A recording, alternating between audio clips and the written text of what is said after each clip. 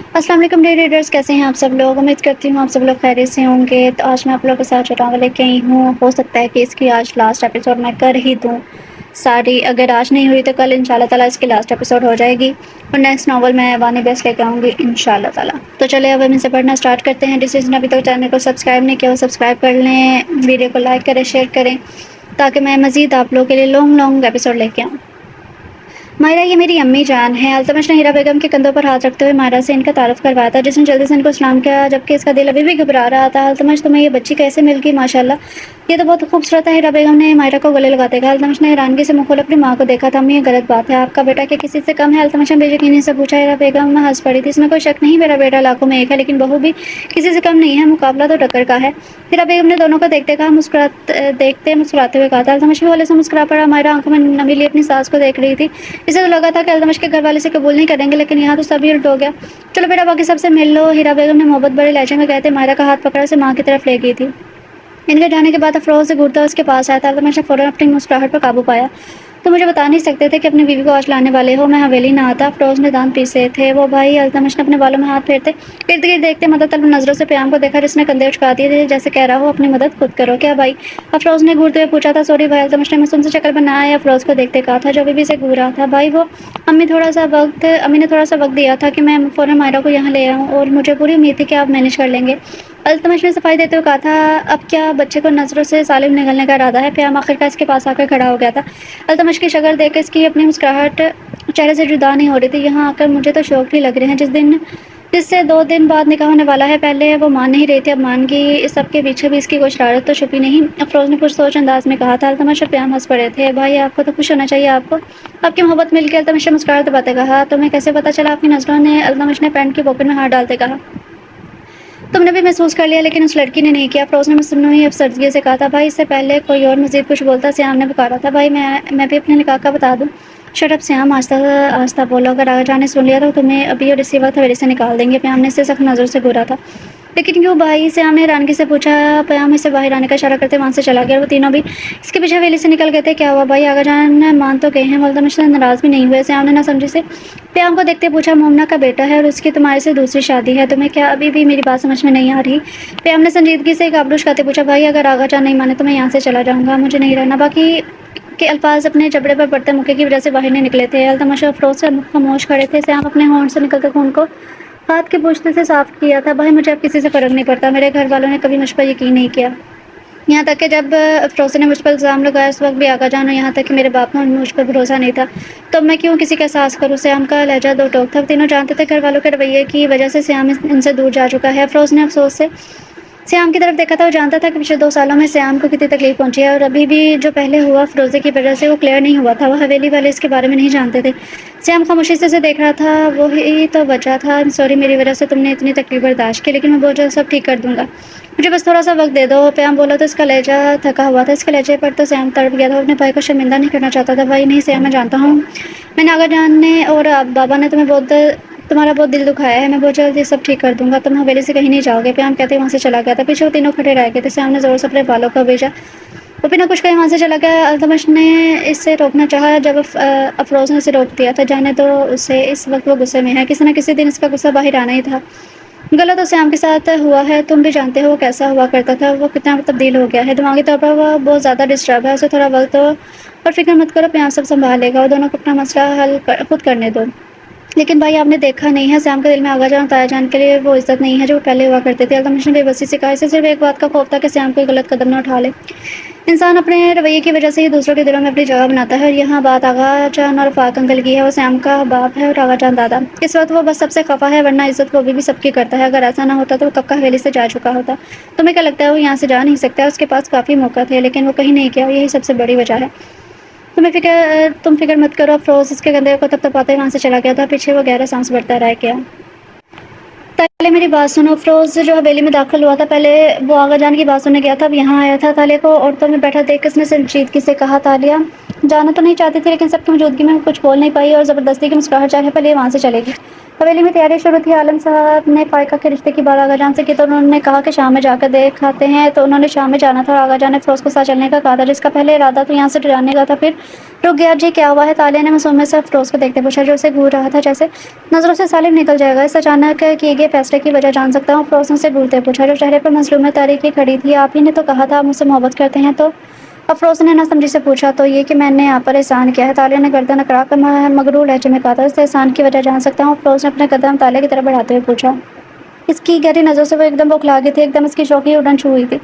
افروز کے بڑھتے قدم اس کے دل کی دھڑکنیں بڑھا گئے تھے۔ جواب دو۔ افروز نے ہاتھ آگے بڑھایا لیکن پھر پیچھے کر لیا۔ نہیں، اب تمہیں نکاح کے بعد ہی ٹچ کروں گا، پھر تمہیں میرے سارے سوالوں کے جواب دینے ہوں گے، اور جہاں تک بات ہے تمہارے احسان کرنے کی، تو یہ خوبصورت احسان مجھے دل و جان سے قبول ہے۔ اپنے سینے پر ہاتھ رکھتے ہوئے اس نے ذرا سا جھک کر کہا تھا۔ تالیہ کی پلکیں بے ساختہ جھکی ہوئی تھی۔ شام میں فائقہ کے رشتے کے لیے جا رہے ہیں۔ فائقہ التمش کی بہن ہے اور میں واپس حویلی نہیں آؤں گا، کل شام میں چکر لگاؤں گا۔ ویسے تو یہاں قیام کے ہوتے ہوئے کوئی مسئلہ نہیں ہوگا، پھر بھی مجھے کال کر سکتی ہو۔ اپنی ہونے والی مسز کی بات تو میں سارے کام چھوڑ کر سنوں گا۔ آنکھیں چھوٹی کیے وہ تالیہ کو دیکھنے لگا تھا اور ہولے سے مسکرا کر وہاں سے چلا گیا۔ تالیہ نے اپنے گال پر ہاتھ رکھا جو گرم ہو رہے تھے۔ بدتمیز، خود پر قابو پاتے وہ منہ میں بڑبڑائی تھی۔ وہ خود نہیں جانتی تھی کہ اچانک اس کی زبان سے نکاح والی بات کیوں نکلی، لیکن وہ خوش تھی۔ بھائی پیام جو کھڑکی کے پاس کھڑا باہر کا منظر دیکھ رہا تھا، سیام کے پکارنے پر چونکا۔ مجھے لگا تم حویلی سے باہر چلے گئے ہو، پیام نے مسکراتے ہوئے نرم لہجے میں کہا۔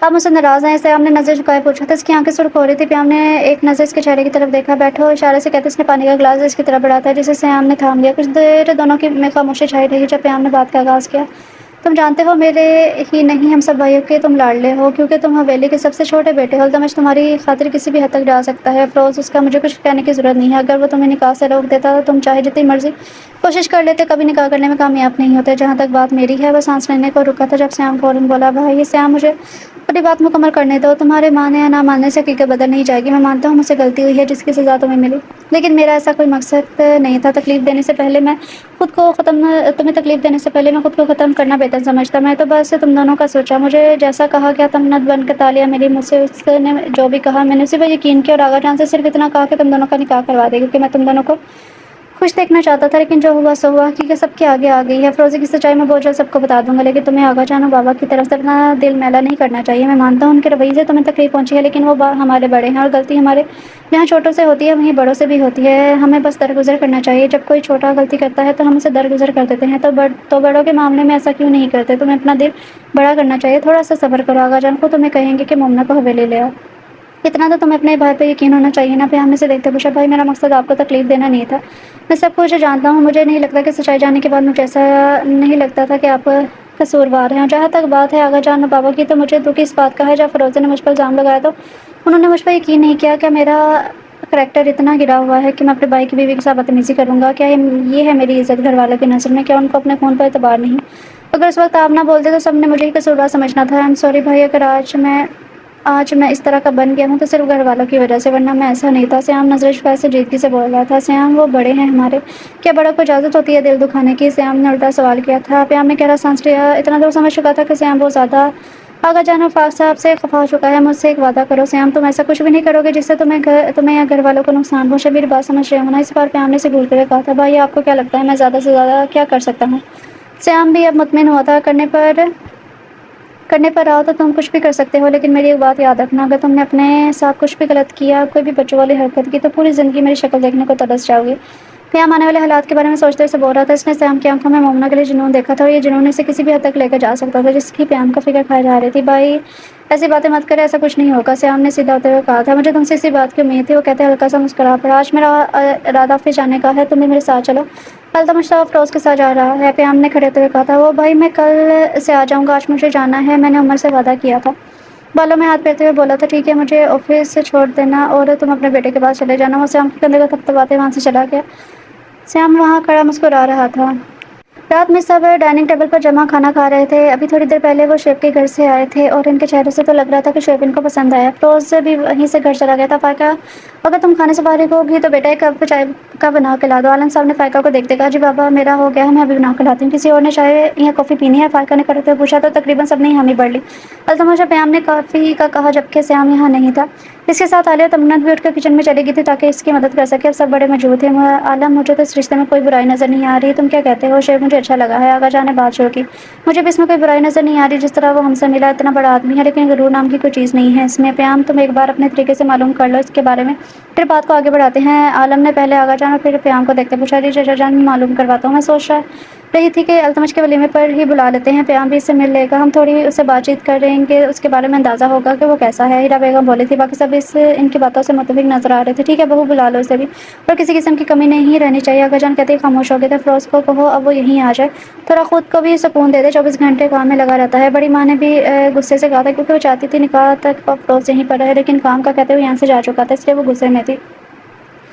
آپ کا پیغام میں اس تک پہنچا دوں گا بڑی ماں، لیکن وہ بھی بہت ضدی ہے، پیام نے مسکراتے ہوئے کہا۔ فیروز کو ضروری کام تھا ورنہ وہ ضرور رک جاتا۔ ہیرا بیگم کو تو شعیب بہت پسند آیا تھا، وہ یہ رشتہ ہاتھ سے جانے نہیں دینا چاہتی تھی، اس لیے بس جلد جلد چاہتی تھی کہ فائقہ شعیب کا نکاح ہو جائے۔ اس کے بعد چائے آتے ہی سب نے خوشگوار ماحول میں باتوں کے دوران چائے پی اور ایک ہنستی مسکراتی شام گزر گئی۔ 2 دن کیسے پڑھ لگا کے اڑے پتہ نہیں چلا، اور آج ظہر میں افروز اور عالیہ کا نکاح ہو چکا تھا۔ اب سب شام میں التمش کے ولیمے کی تیاری میں لگے تھے۔ افروز تو ضروری کام تھا، اس لیے وہ آج سے ہی صبح آیا تھا۔ بڑی ماں تو اس سے بہت خفا تھی جن کو اس نے منا لیا تھا۔ پیام سے اس کی ابھی تفصیل سے بات نہیں ہوئی تھی۔ سوتوا سفید شلوار قمیص میں اپنی وجیہہ شخصیت کے ساتھ کھڑا، ہاتھ میں سگریٹ دبائے کھڑا تھا۔ نکاح کے بعد وہ تالے سے ملا نہیں تھا، دل تو بے چین تھا اسے ملنے کو، لیکن کوئی نہ کوئی کام نکل آتا، اور وہ ابھی بھی فری ہوا تھا جب پیام چلتا اس کے پاس آ کر کھڑا ہوا۔ اس نے بھی بلیک کلر کی شلوار قمیص پہنی تھی جس میں وہ ہینڈسم لگ رہا تھا۔ پیام نے اس کے ہاتھ سے سگریٹ لینا چاہا، جب تمنت کا دیا ہوا وعدہ یاد آتے اس نے ہاتھ پیچھے کھینچ لیا۔ محبت بھی انسان سے کیا کچھ کرواتی ہے۔ افروز اسے دیکھ کے مسکرا پڑا تھا۔ کیا ہوا، کسی نے تمہیں سگریٹ پینے سے روکا ہے؟ بیوی کے علاوہ کون روک سکتا ہے؟ پیام نے ٹھنڈی ہوا بھرتے ہوئے کہا تھا۔ افروز سے کہکا لگایا ہنس پڑا۔ آج شام شعیب بھی آ رہا ہے، تمہیں وہ کیسا لگا؟ پیام نے یاد آنے پر پوچھا۔ مجھے بھی تم سے اس کے بارے میں بات کرنی تھی، اس کے بارے میں نے سب معلوم کروا لیا ہے، مجھے کوئی برائی نظر نہیں آئی، اچھا خاصا ہے، ایک پہچان ہے اس کی، اپنے علاقے میں لوگ بہت عزت کرتے ہیں اس کی، کافی اچھے کام کیے ہیں، اس لیے سیاست میں ہونے کے باوجود اس میں کوئی برائی نظر نہیں آئی، لیکن مجھے کچھ باتیں پریشان کر رہی ہیں، فیروز نے پرسوش انداز میں کہا۔ اور وہ باتیں کیا ہیں؟ پیام نے اپنا رخ اس کی طرف کیا تھا۔ یہی تو مجھے سمجھ نہیں آ رہی، کچھ ایسا ضرور میں جو میری سمجھ سے باہر ہے۔ جس طرح وہ التمش کو دیکھ رہا تھا، فیروز کو خود سمجھ نہیں آئی کہ کس طرح اسے سمجھائے، تو تمہارے کہنے کا مطلب ہے کہ وہ التمش میں انٹرسٹڈ ہے؟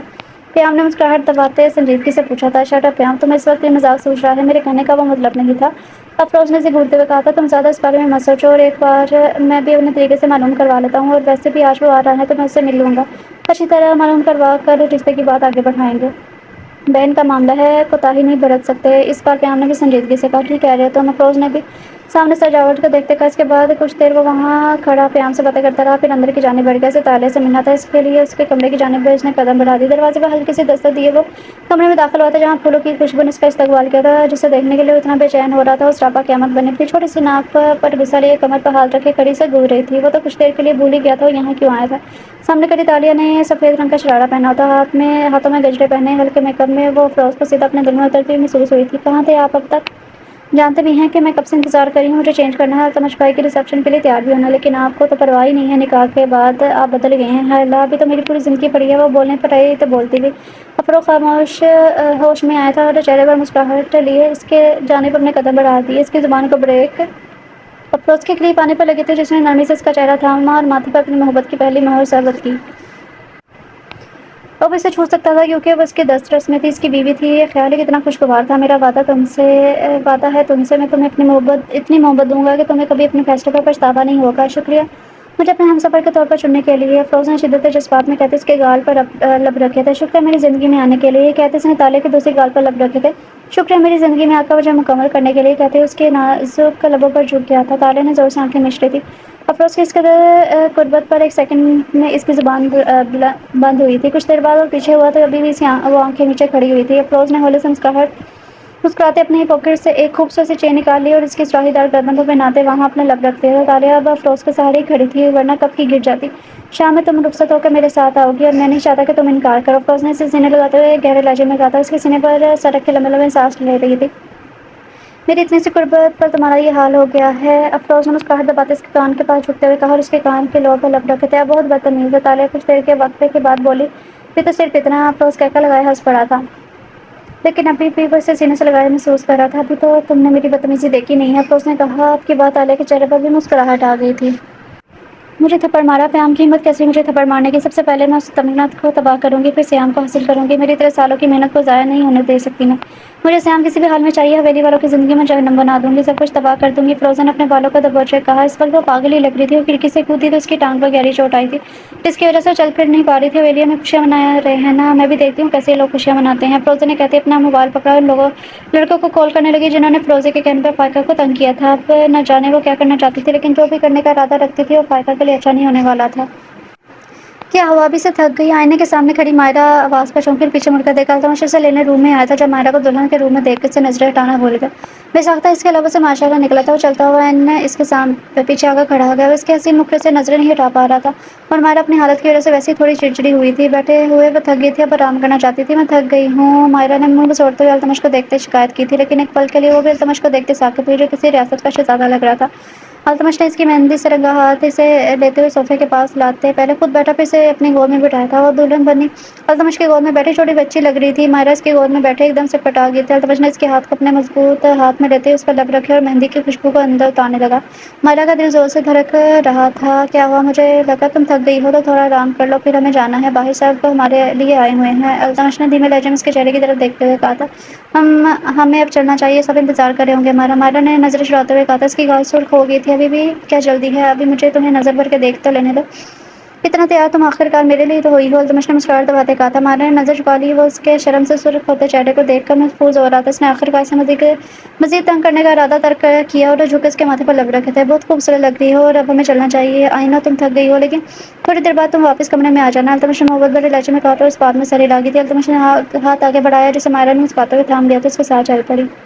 شعیب اپنے گارڈ کے ساتھ کچھ دیر پہلے ہی آیا تھا۔ اس نے سفید رنگ کی شلوار قمیص پہنی تھی جس میں وہ جیہا لگ رہا تھا۔ وہ آتے ہی آغا جان سے ملا تھا۔ پیام خود اس کے پاس آیا تھا، اسے اچھے طریقے سے ملا۔ شعیب کو بھی پیام اچھا لگا تھا، سب لوگ اچھے تھے، یہاں تک کہ اسے التمش سے بھی بات کرتے ہوئے کچھ عجیب نہیں لگا تھا۔ پھر نہ جانے التمش نے مائرہ سے نکاح کیوں کیا، جبکہ اس کا پہلے سے نکاح ہو چکا تھا۔ اسے کچھ سمجھ نہیں آ رہا تھا، دماغ مختلف دلیلیں دے رہا تھا، لیکن ریحان کی حالت سامنے تھی۔ ریحان کی حالت زیادہ بری نہیں تو اچھی بھی نہیں تھی۔ وہ کوما میں جا چکا تھا۔ سیام اور فروز بھی اسے اچھے طریقے سے ملے تھے۔ سب سے ملنے کے بعد اس کا ارادہ 10 سے 15 منٹ تک واپس جانے کا تھا۔ اسے سگریٹ کی طلب ہوئی تو حویلی کے پچھلے حصے پہنچ گیا۔ اسے خود بھی پتہ نہیں چلا وہ یہاں آ گیا۔ حویلی بے شک خوبصورت تھی۔ اس نے سگریٹ نکالا، اسے لگانے لگا جب دور سے اسے کسی لڑکی کے کھلکھلانے کی آواز آئی۔ اس نے پہلے تو اگنور کیا، لیکن پھر زیادہ دیر نہیں کر پایا۔ وہ چلتی اس کی طرف آ رہی تھی، لیکن اس کا جھکا ہوا سر اور شاید وہ اپنی تصویر کو دیکھ رہی تھی۔ کون سی اچھی آئی ہے؟ شعیب تو اسے پہچان گیا تھا کہ وہ فائقہ تھی، لیکن اس وقت وہ تھوڑی مختلف لگ رہی تھی۔ شعیب نے سگریٹ کو زمین پر پھینکا، اسے اپنے جوتے سے مسلتے ہوئے وہ سکون سے اس کا جائزہ لینے لگا جو بلیک کلر کے لانگ فراک میں بے شک حسین لگ رہی تھی۔ فائقہ نے شعیب کو ابھی تک دیکھا نہیں تھا۔ وہ موبائل پر نظر جمائے چلتی آ رہی تھی اور راستے میں کھڑا پیچھے ہونے کی زحمت اس نے نہیں کی تھی، اس لیے وہ سیدھی چلتی اس کے چوڑے سینے سے آ لگی تھی۔ ہائے اللہ، یہاں دیوار کیسے آ گئی؟ وہ جو لڑکھڑا کر پیچھے ہوئی تھی، شعیب نے اسے بازو سے پکڑ کر گرنے سے بچا لیا۔ فائقہ نے اپنے ماتھے پر ہاتھ رکھنے والی دیوار کو گھورا تھا، لیکن وہ کوئی دیوار نہیں بلکہ ایک جیتا جاگتا انسان کھڑا سنجیدگی سے اسے دیکھ رہا تھا۔ اس کی آنکھوں میں ایسا کچھ ضرور تھا کہ وہ ایک دم ہڑبڑا گئی تھی۔ آپ تو ہینڈسم ہیں، میرے بھائیوں کے علاوہ اس حویلی میں کون ہینڈسم آ گیا؟ آپ بھائی کے فرینڈ ہیں؟ فائقہ نے کمر پر ہاتھ رکھتے ہوئے اسے گھورتے ہوئے پوچھا تھا، جو اب دلچسپی سے اسے دیکھ رہا تھا۔ اسے یاد نہیں پڑتا تھا کہ کبھی اس نے کسی لڑکی میں اس قدر دلچسپی لی ہو، لیکن سامنے کھڑی لڑکی مختلف تھی۔ ہیلو مسٹر، میں آپ سے بات کر رہی ہوں۔ فائقہ نے دانت پیسے تھے، لیکن میرا موڈ تمہارے کسی سوال کا جواب دینے کا نہیں ہے۔ وہ چہرے پر اپنی اصلی سنجیدگی لیے بولا اور وہاں سے چلا گیا۔ فائقہ بے یقینی سے منہ کھولے سے جاتے ہوئے دیکھ رہی تھی۔ بدتمیز! ہوش میں آتے اس نے منہ میں بڑبڑاتے ہوئے کہا اور خود بھی وہاں سے چلے گئی۔ کچھ دیر بعد التمش مائرہ کا ہاتھ تھامے وہاں آیا تھا۔ سب لوگ آگے بڑھتے ان دونوں کو مبارکباد دے رہے تھے جسے وہ خوش دلی سے وصول کر رہی تھی۔ شعیب چہرے پر سنجیدگی لیے دونوں کو کھڑا دیکھ رہا تھا۔ وہ اچھے سے چہرے پڑھنا جانتا تھا اور مائرہ کو دیکھتے اس سے ایک بات کا یقین ہو گیا تھا کہ کچھ تو ایسا ہے جو اسے چھپا ہے اور اسے وہ معلوم کرنا تھا، پھر ہی آگے فیصلہ کرنا تھا کہ آگے کیا کرنا ہے۔ سوچتے ہوئے التمش کے پاس کیا دونوں کو مبارکباد دیتے کام کا کہتے ہوئے وہ ماسٹر کرتے وہاں سے چلا گیا تھا۔ باقی سب ان دونوں کے ساتھ تصاویر بنا رہے تھے۔ لوگ التمش اور مائرہ کی جوڑی کو چاند سورج کی جوڑی بول رہے تھے اور اس میں کوئی شک بھی نہیں تھا۔ اس کے بعد کھانے کا دور چلا۔ فروز نے بشریٰ بیگم سے بات کر لی تھی کہ وہ تالیہ کو رخصت کر کے اپنے ساتھ لے کر جائے گا، اس لیے بڑوں نے تالیہ کو اپنی دعا کے ساتھ رخصت کیا۔ جانے سے پہلے تالیہ نے تمنت اور پیام کے ساتھ اپنے گھر آنے کی دعوت دی تھی جسے اس نے مسکراتے ہوئے قبول کیا۔ فنکشن بہت اچھا گزرا تھا۔ مائرہ کی طبیعت کی وجہ سے وہ جلدی کمرے میں آ کر سو گئی تھی۔ التمش جب کمرے میں آیا تو وہ پرسکون سی سو رہی تھی۔ وہ ہولے سے مسکرا پڑا، اس نے آگے بڑھتے اس کے ماتھے پر بوسہ دیا تھا۔ باقی سب بھی تھکان کی وجہ سے اپنے اپنے کمروں میں چلے گئے تھے۔ کیا ہوا پیام، تم نے ہم سب کو یہاں جمع ہونے کا کیوں کہا؟ تم نے کوئی ضروری بات کرنی تھی؟ آفاق صاحب نے اسے دیکھتے پوچھا تھا۔ اس وقت سب بڑے یہاں پر موجود تھے۔ اگلی صبح ہی اس نے سب کو جمع کر لیا تھا۔ پیام نے ان کو کہا تھا کہ ایک ضروری بات کرنی ہے، پہلے آپ سب لوگ آرام سے میری بات سنیں۔ پیام نے گہرا سانس لیتے کہا، میں نے فیروزہ کو طلاق دے دی ہے۔ یہ کہتے ہوئے ساری بات ان کو بتاتا چلا گیا۔ باقی سب خاموشی سے اس کی بات سن رہے تھے۔ ان کو ہلکا سا شوق لگا تھا، لیکن فیروزہ کے جیسے ان کے ساتھ تعلقات تھے، اس لیے ان کو زیادہ دکھ نہیں ہوا۔ ان سب کو بہت مشکوک سی لگی تھی۔ مجھے تو وہ لڑکی پہلے کچھ ٹھیک نہیں لگی تھی، میں تو صرف تمہاری وجہ سے خاموش تھی، بشریٰ بیگم غصے سے بولی۔ ہیرا بیگم تو یہ سن کر شکر کا سانس لیا۔ وہ لڑکی ان کے گھر پر ناگن بن کر آئی تھی۔ اس سارے معاملے میں اگر کسی کو زیادہ تکلیف پہنچی تو وہ سیام تھا۔ آپ لوگوں کو نہیں لگتا کہ اس کے ساتھ آپ لوگوں نے زیادتی کر دی ہے؟ فیروزہ نے اس پر الزام لگایا۔ آپ لوگوں نے اس پر یقین نہیں کیا، جبکہ آپ لوگوں کو اس پر آنکھ بند کر یقین کرنا چاہیے تھا۔ پیام نے کہتے آغا جان آفاق صاحب کی طرف دیکھا۔ ان کو اپنی غلطی کا بہت پہلے احساس ہو چکا تھا، لیکن آغا جان بھی اب شرمندہ نظر آ رہے تھے۔ میں مانتا ہوں پیام، ہم سے غلطی ہوئی ہے، ہمیں اپنے بیٹے پر اعتبار کرنا چاہیے تھا۔ آفاق صاحب کمزور سے لہجے میں بولے، بابا جو ہونا تھا سو ہو گیا، لیکن آپ سب کے رویے سے اسے بہت تکلیف پہنچی ہے۔ آپ لوگوں نے محسوس نہیں کیا وہ پہلے جیسا نہیں رہا، وہ اب کسی کی باتوں کو خاطر میں نہیں لاتا، کیونکہ اسے معلوم ہے کسی نے اس پر یقین نہیں کرنا۔ میں نہیں چاہتا مزید اس کی دل آزاری ہو، وہ حویلی سے ہی چلا جائے، کیونکہ میں نے اس کی آنکھوں میں سب کے لیے بے اعتباری دیکھی ہے۔ میں نہیں چاہتا وہ کوئی ایسا قدم اٹھائے۔ پیام کہتے خاموش ہوا تھا۔ وہ اب کیا چاہتا ہے؟ آغا جان بولے تھے، وہ بھی ان کے بڑے تھے، اچھے سے بات سمجھ رہے تھے، وہ شادی کرنا چاہتا ہے ہم سب کی رضامندی کے ساتھ۔ پیام نے گہرا سانس لیتے کہا تھا، یہ تو اچھی بات ہے۔ عالم صاحب خوش ہوئے تھے، اس کا مطلب وہ لڑکی پسند کر چکا ہے۔ کون ہے وہ لڑکی؟ آغا جان کا رخ پیام کی طرف تھا۔ آغا جان سیام فیروزہ کی بہن مومنہ کو پسند کرتا ہے، اب سے نہیں، اس وقت سے جب وہ دونوں یونیورسٹی پڑھتے تھے۔ فیروزہ نے بھی وہیں سیام کو دیکھا تھا، اس کے پیچھے پاگل ہوئی تھی، یہاں تک کہ اس نے مومنہ کے شوہر کی جان لی تھی۔ سیام مومنہ کی خوشی کی خاطر اس کی شادی کے بعد پیچھے ہٹ گیا تھا، لیکن قسمت نے دوبارہ ملا دیا۔ وہ مومنہ سے محبت کرتا ہے اور مجھے اس میں کوئی برائی نظر نہیں آ رہی۔ بس پیام بس کسی نہ کسی طرح آغا جان کو راضی کرنا چاہتا تھا۔ باقی سبھی مومنہ کے بارے میں سن کر حیران ہوئے تھے۔ وہ لڑکی سیام سے عمر میں بڑی ہے، آغا جان نے سنجیدگی سے کہا۔ ان کے چہرے کے تاثرات سے ابھی اندازہ نہیں لگایا جا سکتا تھا وہ کیا سوچ رہے ہیں، اور باقی سب یہ بات اچھے سے جانتے تھے۔ آغا جان کبھی نہیں مانیں گے، 2 سال کا فرق اتنا نہیں اہمیت رکھتا، اور بڑی عمر کی لڑکی سے شادی کرنے کی اجازت ہمارا اسلام بھی دیتا ہے۔ پیام نے جلدی سے کہا تھا، وہ لڑکی پہلے سے شادی شدہ ہے، اس کا ایک بیٹا بھی ہے، باقی سب باتوں کو میں اگنور کر بھی دوں، اس بات کو نہیں کر سکتا کبھی اپنے پوتے کی شادی پہلے سے شادی شدہ لڑکی سے نہیں کرواؤں گا جس کا ایک عدد بیٹا بھی ہے۔ آغا جان نے کھڑے ہوتے اپنا فیصلہ سنایا۔ پیام نے ہونٹ بھیجے، اسی بات کا سر ڈر تھا، باقی سب چپ سادے دونوں کو سن رہے تھے۔ اگر آغا جان پیام کی بات نہیں مان رہے تھے تو ان کی بات ماننا تو دور ہے، وہ سننا بھی نہیں چاہیں گے، اس لیے خاموش تھے۔ اس آدمی کی ساری معلومات مجھے چاہیے، وہ بھی اگلے 2 گھنٹے کے اندر۔ وہ کیا کرتا ہے، کہاں جاتا ہے، اس کی فیملی، سب کچھ۔ افروز نے اپنے آدمی کو دیکھتے سختی سے کہا، اوکے سر، کام ہو جائے گا۔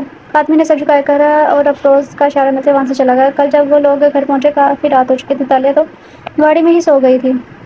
افروز اپنے کمرے میں گیا اور آرام سے بیڈ پر اسے لٹا دیا تھا۔ ملازمہ سے کہہ کے اس نے کمرے کا سجا دیا تھا، لیکن جب وہ فریش ہو کر باہر آیا تو ضروری کام کی وجہ سے اسے جانا پڑا۔ ابھی وہ تک وہ گھر نہیں گیا تھا، یقیناً تالیہ کا غصہ ساتویں آسمان پر پہنچا ہوا تھا۔ تالیہ کا سوچ کے وہ مسکرا پڑا۔ بابا جان، مجھے لگتا ہے آپ کو ایک بار سوچ لینا چاہیے، ہمیں اپنے بچوں کی خوشیاں دیکھنی چاہیے، اس میں کوئی برائی بھی نہیں ہے۔ زمانہ بہت بدل گیا ہے، میں جانتا ہوں آپ یہ سوچ رہے ہیں کہ لوگ کیا سوچیں گے، لیکن اب لوگوں کی خاطر ہم اپنے بچوں کی خوشیوں کو نظر انداز نہیں کر سکتے۔ لوگ تو کسی حال میں خوش نہیں ہوتے۔ آفاق صاحب کھڑے ہوئے آغا جان کے سامنے بولے تھے، تو تم بھی راضی ہو؟ آغا جان نے ایک آبرو اٹھاتے پوچھا۔ آغا جان، مجھے اپنے بس بچوں کی خوشی عزیز ہے، میں نہیں چاہتا کہ اب کچھ بھی ایسا ہو جس سے اسے تکلیف پہنچے۔ آفاق صاحب نے سنجیدگی سے کہا، آفاق ٹھیک کہہ رہا ہے، ہمیں اس لڑکی سے ملنا چاہیے اور جلد از جلد اس کا نکاح سیام سے کروا دینا چاہیے، تاکہ میرا بچہ تو خوش ہو اور وہ فیروزہ، اللہ کا قہر نازل ہو اس پر، جو بھی اس نے ہمارے ساتھ کیا اسے تو پولیس کے حوالے کرنا چاہیے تھا۔ بڑی ماں بھی نحوست سے بولی تھی، تو سب ایک سائڈ پر ہو گئے ہیں، اگر میں کچھ بھی بولوں گا تو میں برا بن جاؤں گا۔ آغا جان کا لہجہ نارمل تھا، وہ اب سینے پر ہاتھ باندھے کھڑے تھے۔ سیام اندر آ جاؤ، آغا جان نے کہا تو سب نے حیرانگی سے ایک دوسرے کی طرف دیکھا تھا۔ جب سیام سر کھچائے اندر آیا تھا، میں بس یہاں سے گزر رہا تھا، سیام نے جلدی سے صفائی دیتے کہا۔ پیام ہنس پڑا تھا۔ سیام نے ساری بات سن لی تھی، تو برخودار مجھے ایک سوال کا جواب دو، اگر میں تمہاری شادی اس لڑکی سے نہ کرواؤں تو میں حویلی چھوڑ کر چلا جاؤں گا۔ سیام نے کندھے اچکاتے کہا، دماغ ٹھیک ہے تمہارا؟ آغا جان نے گھور کر اسے دیکھا تھا، جبکہ آغا جان کو نرم پڑتے دیکھ پیام مطمئن ہوا تھا۔ باقی سب بھی راضی تھے تو آغا جان کو منانا آسان ہو گیا تھا۔ آفاق صاحب بھی انکار کر دیتے تو مشکل ہو جاتی، اس لیے آفاق صاحب نے بھی حامی بھری تو معاملہ کافی حد تک حل ہو گیا تھا۔ خبردار اگر کسی نے بھی حویلی سے کیس سے جانے کی بات کی، میں اپنے بچوں کو اپنی نظروں کے سامنے دیکھنا چاہتا ہوں۔ آفاق تیاری کرو، میں چاہتا ہوں سیام کا اگلے 2 دن میں نکاح ہو جائے۔ پیام، اس فیروزہ کو جلد پولیس کے حوالے کرو، میں نہیں چاہتا وہ سیام کو کوئی اور نقصان پہنچائے۔ آغا جان نے کہا تو سیام جو کھڑا تھا جلدی سے آغا جان کے گلے جا لگا تھا۔ Thank you Agha Jaan, thank you so much. Siyam نے لہجے میں خوشی جھلک رہی تھی، مجھے ابھی احساس ہوا کہ میں لوگوں کی خاطر اپنے بچوں کی خوشیاں ان سے چھین رہا تھا، میری اور آفاق کی باتوں نے تمہیں بہت تکلیف پہنچائی ہے، ہو سکے تو ہمیں معاف کر دینا، آغا جان دھیمے لہجے میں بولے تھے۔ سیام کا تو دل خوش ہو گیا تھا، ایک سیکنڈ میں سارے گلے شکوے دور ہو گئے تھے۔ آپ ایسے مت کہیں آغا جان، مجھے آپ دونوں سے شکوہ نہیں ہے۔ وہ گہرا سانس لیتے ہوئے سیام کو دیکھتے بولا تھا جو مسکرا رہا تھا۔ سیام کی نظروں میں تشکر تھا، اس کے دل میں اپنے بھائی کے لیے عزت مزید بڑھ گئی تھی۔ ویسے اس لڑکی نے ٹھیک فروزے کو تھپڑ مارا تھا، مجھے تو حیرت ہو رہی ہے کیسے اس نے ہم سب کو الگ کرنا چاہا۔ ہیرا بیگم نے افسوس سے کہا تھا، لیکن پھر یاد آنے پر پیام سے پوچھا، پیام بیٹا تم نے شعیب کے بارے میں معلوم کروایا؟ افروز بھی کہہ رہا تھا وہ معلوم کروائے گا۔ جی چاچی جان ہم دونوں نے معلوم کروایا ہے، شعیب اچھا لڑکا ہے، مجھے تو اچھا لگا ہے۔ آگے آپ لوگ دیکھ رہے۔ پیام کہتے خاموش ہو گیا تھا۔ آغا جان میں سوچ رہی ہوں کہ سیام کے نکاح کے ساتھ فائقہ اور شعیب کا بھی نکاح کر دیتے ہیں، مجھے وہ لڑکا اچھا لگا ہے، میں نہیں چاہتی کہ کسی بھی کوتاہی کی وجہ سے اس رشتے سے ہاتھ دھو بیٹھو۔ ہیرا بیگم نے کہا تو آغا جان سوچ میں پڑ گئے تھے، شعیب سے بات کرو، اگر اسے مسئلہ نہیں ہے تو نکاح کروا دیتے ہیں۔ پیام اور افروز اس کے بارے میں معلوم کروا چکے ہیں تو دیر نہیں کرنی چاہیے۔ عالم تمہیں مسئلہ تو نہیں؟ آخر میں آغا جان نے عالم سے پوچھا تھا۔ نہیں بابا جان مجھے کیا مسئلہ ہے، اچھا ہے نا ہم اپنے سارے بچوں کی ذمہ داری ادا کر کے فارغ ہو جائیں گے۔ آغا جان مسکرا پڑے تھے۔ فاق صاحب آگے بڑھے اور سیام کو گلے لگایا تھا۔ مجھے معاف کر دو بیٹا، بابا جان ایسے مت کہیں پلیز۔ سیام آج بہت زیادہ خوش تھا۔ فاق صاحب نے پیام کو بھی بلایا اور اپنے دونوں بیٹوں کو ساتھ میں لیا تھا۔ میرے بہادر بیٹے، فاق صاحب محبت بڑے لہجے میں بولے تھے، مجھے آپ لوگ بھول کے التمش نے یہاں آتے مصنوعی خفگی سے کہا تھا۔ فاق صاحب نے ہنستے ہوئے اپنے پاس بلایا تھا۔ اللہ نے مجھے 4 شہزادے دیے ہیں، ایک تو بھی یہاں ہے نہیں۔ فاق صاحب کا اشارہ فروز کی طرف تھا۔ باقی سب کی آنکھوں میں نمی لیے ان کو دیکھ رہے تھے۔ تقریباً 3 سال بعد سب ٹھیک ہوا تھا اور سب پہلے جیسا ہو گیا تھا۔ عالم صاحب نے اپنے بچوں کو ہمیشہ خوش رہنے کی دعا دی۔ ہیرا بیگم تو شعیب سے بات کرنے چلی گئی تھی کیونکہ وہ جانتی تھی اگر انہوں نے عالم کو کہا تو یہ نہ ہو شعیب کہہ دے کہ اتنی جلدی نکاح نہیں، اس لیے وہ خود بات کر رہی تھی اور ان کو پورا یقین تھا وہ ان کو کبھی انکار نہیں کرے گا۔ سو ڈیئر ریڈرز کیسی لگی آپ لوگوں کا ایپیسوڈ میرا؟ بس اب جو کل ایپیسوڈ آئے گی نا وہ لاسٹ ایپیسوڈ ہوگی۔ دراصل میرا ارادہ تو پورا تھا کہ آج میں آپ لوگوں کو لاسٹ کر دیتی، لیکن مجھے آئی سائٹ کا مسئلہ ہے، میری آنکھوں میں درد اسٹارٹ ہو جاتا ہے۔ دراصل میری کلاسز مل نہیں رہی، اس لیے میں نے لگائی نہیں ہوئی تو نہ میری آنکھوں میں درد اسٹارٹ ہو گیا۔ تو انشاءاللہ تعالیٰ میں کل آپ لوگوں کے لیے لاسٹ پارٹ لے آؤں گی، تو آپ لوگ اچھا رسپانس دیا کریں اور ملتے ہیں کل لاسٹ ایپیسوڈ کے ساتھ۔ تب تک اپنا خیال رکھیں، خوش رہیں، اللہ حافظ۔